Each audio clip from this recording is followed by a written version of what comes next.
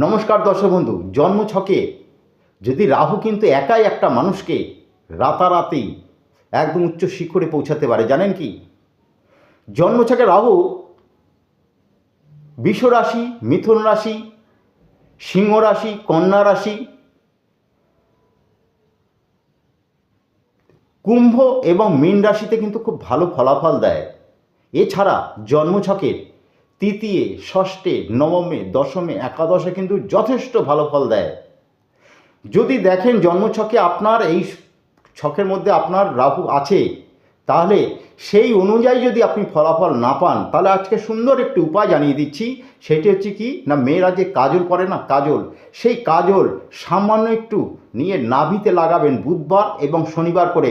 এটা ভুলবেন না, দেখবেন কয়েকদিনের মধ্যে রাহু আপনার চেঞ্জ হয়ে সুন্দর ফলাফল দিতে বাধ্য থাকবে। এটা বলে দিলাম, মিলিয়ে নেবেন আমার কথা। নমস্কার।